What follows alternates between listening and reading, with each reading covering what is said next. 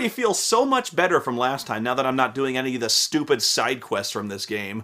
No blitzball, no sphere break. The best part of this game is the feeling I get whenever I skip those pointless, shitty minigames. In fact, without all that stuff, the game's only about 25 hours long, and most of that is leveling up your dress spheres. And oh man, is that drawing magic all over again. You see, character levels are one thing, dress spheres are another. Dresses level up separately from your character, and you gain points every time you use a job ability so you can get more job abilities.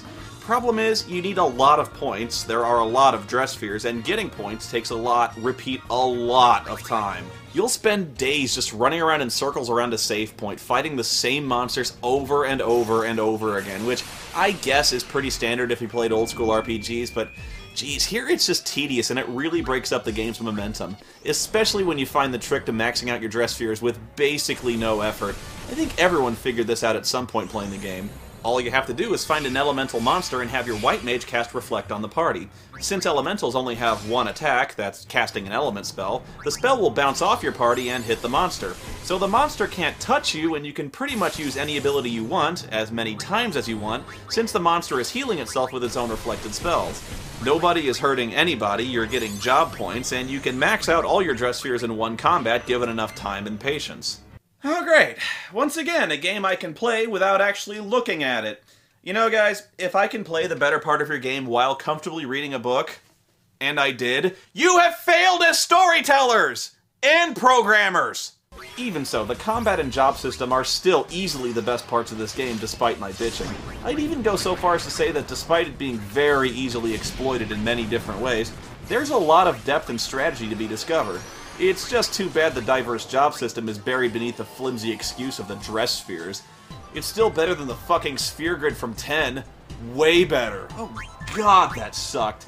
Can you believe I didn't even mention that in my review of 10? That was one of the worst things about it. At least here you can just pick any ability you want to master. It's straightforward, that's all I'm asking for. As with the last game, it's the story that downright insults you with its near constant facepalm-worthy nonsense and completely unrelatable protagonists. Take this one, in which you play a group of ditzy girls who dress like skanks and fly around the world murdering people for shiny balls that contain recordings with less worthwhile content than a video of Keyboard Cat. I'm not even joking, I mean, I know this is a video game and I'm supposed to just think of these poor bodyguards I'm gunning down by the hundreds as mere obstacles that turn into coins when they die, but my god, these poor fuckers are dying to protect this? This is not an end that justifies the means! Anyway, back to Xanarkand. You fight a boss there that's recycled shamelessly from the last game, only to find it's guarding a broken piece of a sphere instead of a whole one. So, once again, our diligence is so richly rewarded, I could piss myself. All that for nothing. So, back to the ship to go chasing down another sphere. Second verse, same as the first, and the third, and fourth, and fifth. We're getting reports of an awesome sphere. Looks like it's already drawn quite a crowd.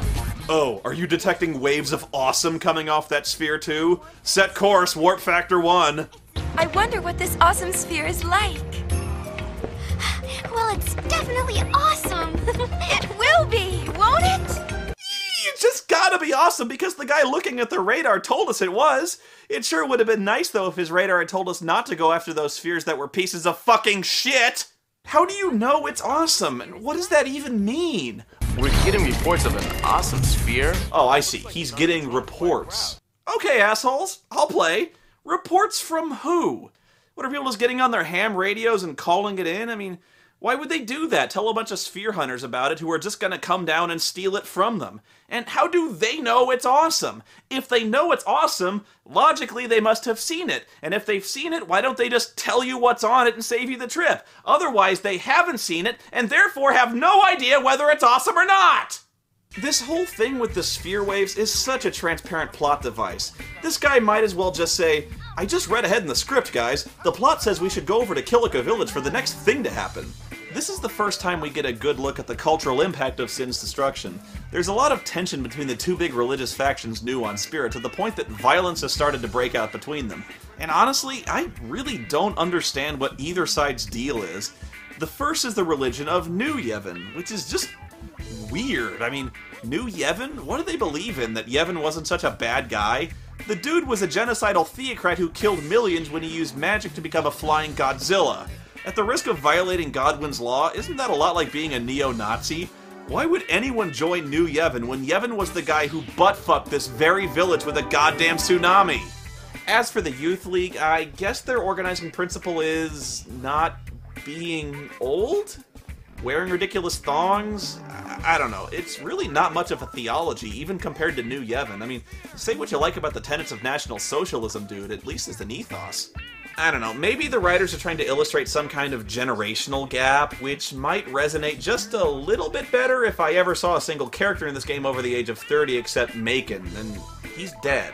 When you get to where the awesome sphere is, the Youth League is besieging the New Yevon Temple and trying to extort the sphere away from them. That's when the New Yevon guys, who I remind you are explicitly against the use of Machina, attack you with a fucking Judge Dredd battle robot. Nice knowing you!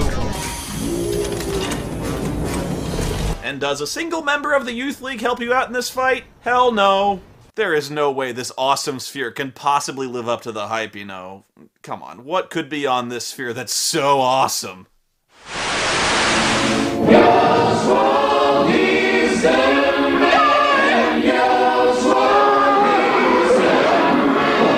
Awesome! No, actually, we see a guy who looks like Titus, but who doesn't dress like nearly as much of an idiot. You know, you're all I can count on to save land.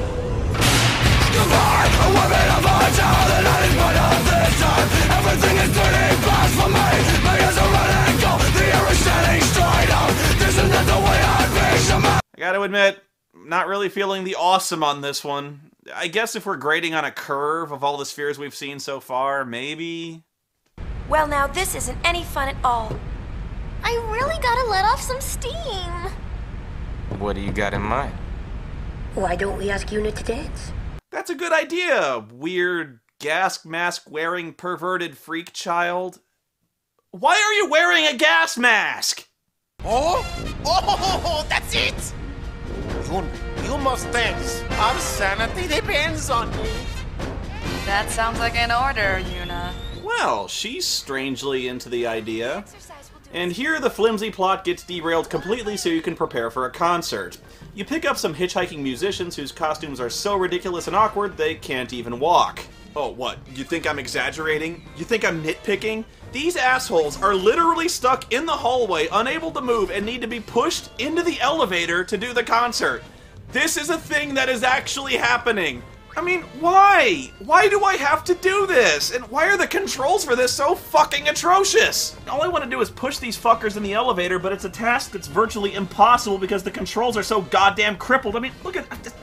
I want to push the guy forward in a straight line in the elevator, but I can't, it's like they move around like on a fucking air hockey table or an ice rink or something, and oh, Jesus, I gotta do this 2 more times? I can barely get behind these guys, let alone see them. I mean, oh, what the fuck is this? Christ, the fucking camera is horrible. I just want the fat bitch to go in the fucking elevator. I mean, what the fuck? In real life, this wouldn't be a problem. You just get behind the fucker and push, but in no way, with no combination of mind-altering fucking drugs, could anyone think this is a well-designed, interesting, fun party. Like, I mean, look at this. What the fuck am I doing? I am pushing a fat fucker with bongo strapped to his gut into an elevator. If he'd fucking go in, I mean, oh, fuck, what the fuck? He bounced! He bounced out of the elevator, and now he phased through solid matter. I mean, what the fuck are these guys anyway? Of course, they'd have to be furries, even though we never see a single representative of their respective races outside of this fucking concert.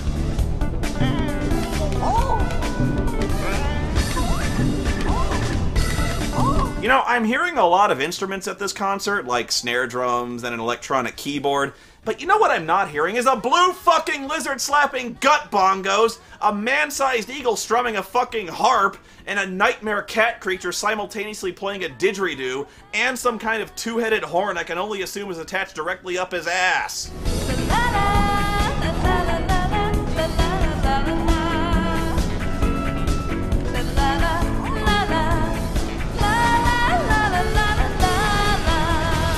Oh, come on. Even songs written by the Monkees had more substantive lyrics than this. Monkey! No, these monkeys. You're telling me she doesn't know the words to any songs? This is her whole set? This music is almost as bad as that one time I got tricked into going to the Nostalgia Chicks accordion recital.